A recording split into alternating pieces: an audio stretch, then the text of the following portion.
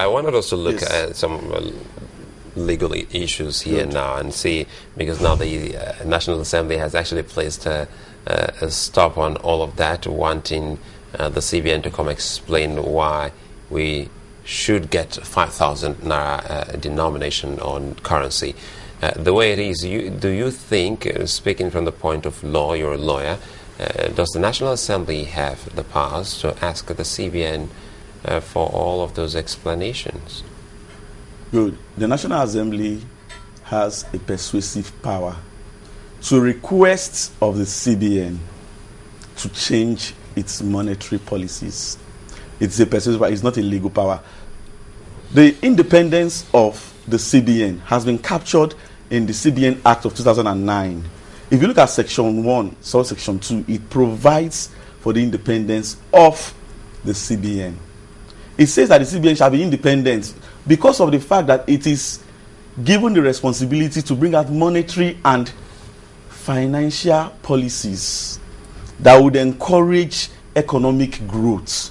And that independence of the CBN is perfect. So, because, yeah, completely. yes, the world over, we see that most CBNs have are independent of the political struggle that goes on in the National Assembly and amongst politicians.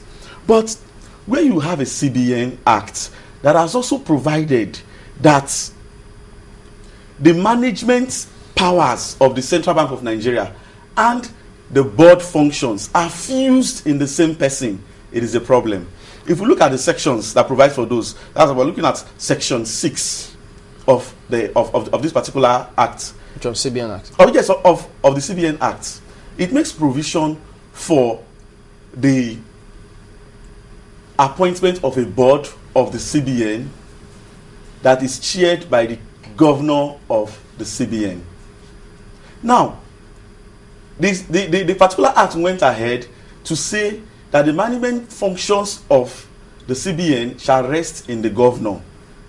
The day-to-day management of CBN shall rest on the governor, and the governor himself shall be responsible or report to the board of which he is also the chairman. So, if you say the National Assembly has powers to, if I heard you properly, to ask CBN, ask them to change the monetary policy? Request to change? Yes.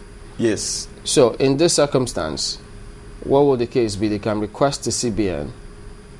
How would it play? Because if the CBN says this policy is actually going to help the economy from their perspective, okay, that's CBN's perspective. So if the National Assembly would tell them to change this, wouldn't that be going against CBN laws or acts? Now, you see, our democracy is still under course. It is still a process. As the law stands today, the National Assembly can only request of the CBN to stop or suspend its Project Cure, but it cannot mandate it to stop. That is, the CBN can move ahead. Despite the fact that on Thursday last week, the CBN went to explain its Project Cure to the members of the National Assembly and was told categorically to suspend it. By law, if the CBN moves ahead with this particular policy, it will stand in law.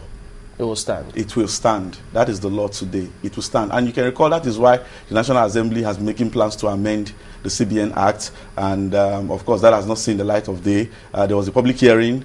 And after the public hearing, some recommendations were made. But the CBN and some past CBN governors have come out to say, do not amend the CBN Act. And they were focusing narrowly on just the independence of the CBN. They did not look at other provisions of the CBN that are not too okay, that are not right for us as a country. For example, you cannot ask the same individual to be the board of the CBN and the same individual to be the head of management of the CBN and to report back to himself when he's acting as the chairman of the board. That is a particular section of the CBN Act that must be revised. Now, what can the National Assembly do? Nigerians have been calling that this particular policy should be scrapped. In fact, the policy should not be allowed to see the light of day. What can the National Assembly do?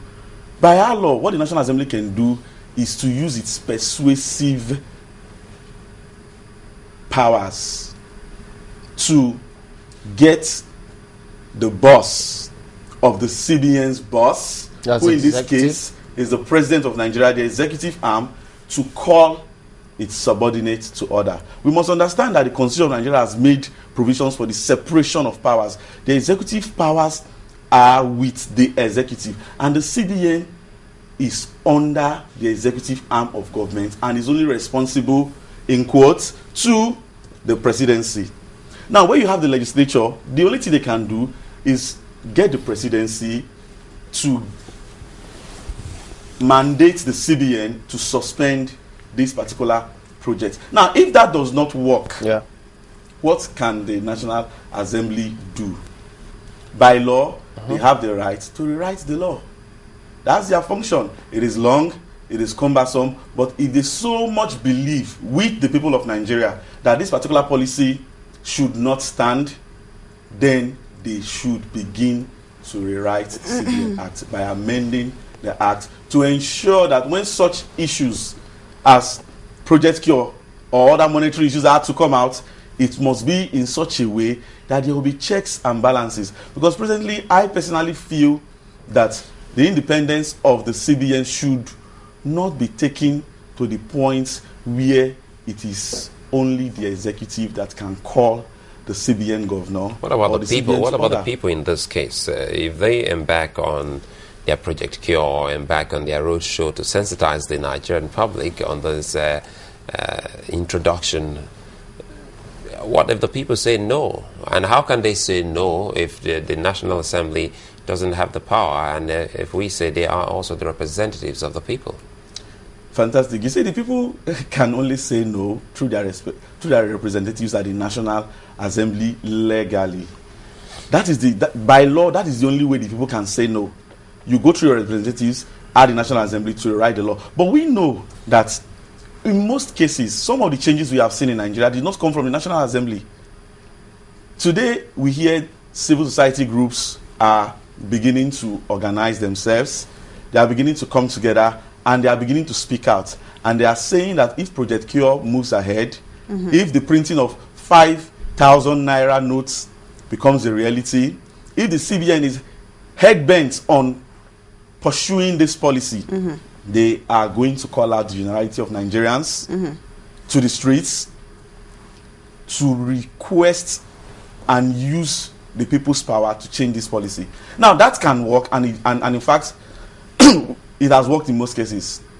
If the people can speak with one voice, where their representative at the national has failed them, then definitely the president has no choice but to do what he has to do. And let me just mention that by Section 11 of this particular CBN Act, the CBN governor can be removed.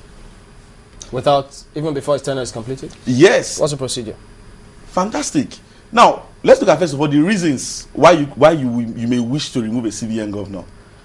Some of the reasons provided is gross misconduct, if it becomes of insane mind, if he's seen not to be capable of carrying out his functions again, if he becomes bankrupt. There are a lot of reasons. But key, the ones that are key to us is, number one, gross misconduct, and two, at the president's wish. The president can wake up and say, hey, I don't want my CBN governor again, and I hereby remove him. But the CBN Act also makes provision that when the president removes the CBN governor, he must go back to the National Assembly to get two-thirds majority to approve such a removal. And in this case, the National Assembly is already saying, we don't even want this policy. So you find out that legally there are still ways in which the National Assembly can act. But if they are do they wish to all act. on the same page on this? It's not going to be that easy on the National Assembly. Two-thirds is majority. You don't have to have 99%. Yeah, but you don't know If how you many... have 70%, 75%, you are good to go.